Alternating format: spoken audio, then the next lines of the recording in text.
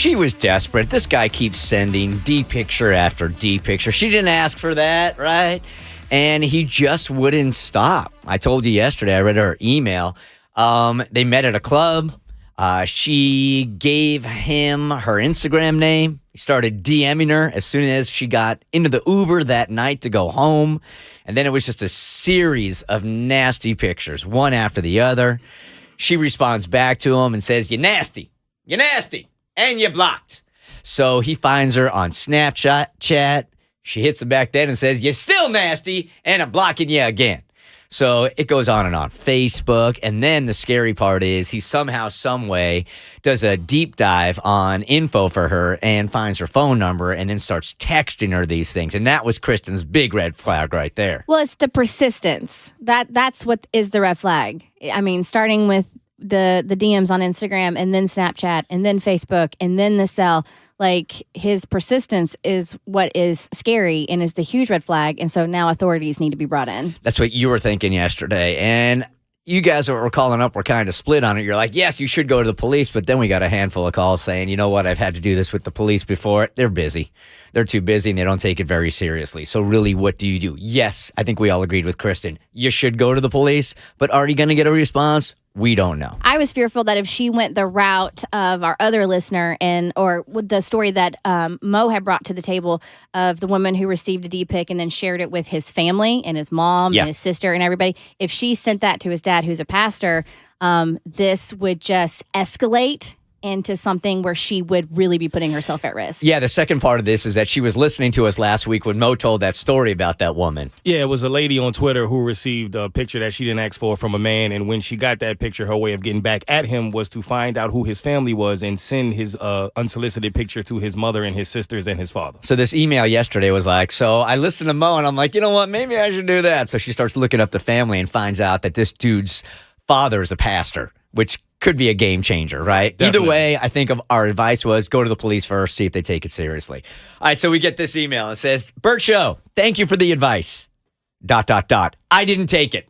It's a trend around here. Of course. We should just rename the segment, Don't Take Our Advice. Go ahead and email us so we can share it with everybody, but we already know you're not going to take the advice. Thank you, next. I did consider it, however, but this guy sent me no less than 5 pictures in the past 24 hours.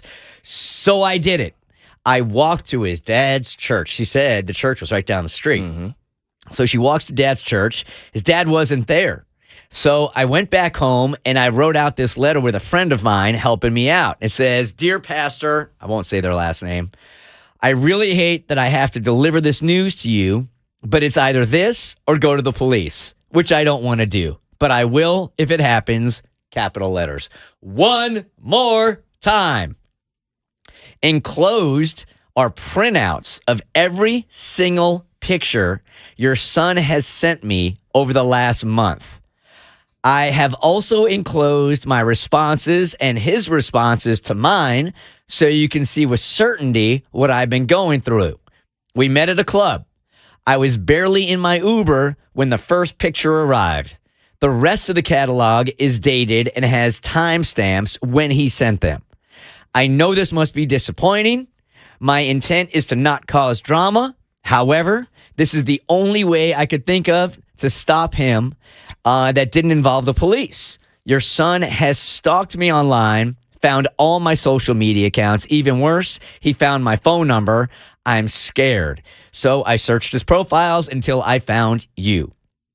My hope is that you can talk to him so he puts a stop to this. My guess is I'm not the only one. If you want to talk, here's my number. Unfortunately, your son has it already too. This will be my only attempt at fixing the situation outside the law. Thank you. So I went back to the church and I dropped it off with the assistant. I haven't heard back from anybody. When I do, I'll let you know. I know you told me to just call the police, but I wasn't comfortable doing that. I hope this works. What do you guys think? 1-855-BERTSHA.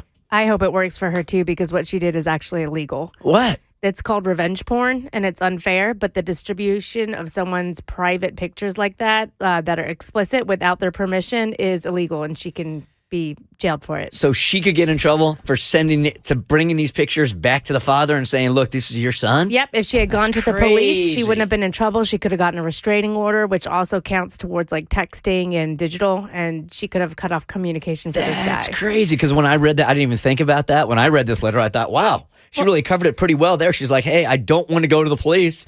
This is it. I'm in dire need here. And this is the only warning shot I'm giving you. She sounded really respectful. So Yeah. hopefully they take that into consideration, like she's doing them a favor. But just so you know, if y'all are thinking about doing this, don't. I mean, think about it. It's to protect those who send intimate pictures or do something intimate with a partner, and then that partner turns around and uses it against them.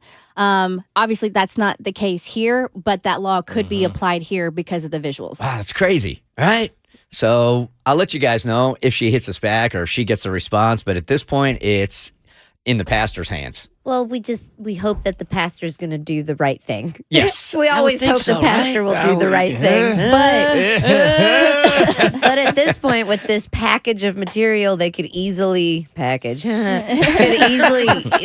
to the police himself and be like, this woman is stalking and harassing my son. Right. So they could totally flip that around now. The great unknown right here. Which I thought revenge porn just equated to like online sharing, but it's just anything. It's distribution. Yeah. So That's scary. technically, that's distributing it. Wow. The Bert Show.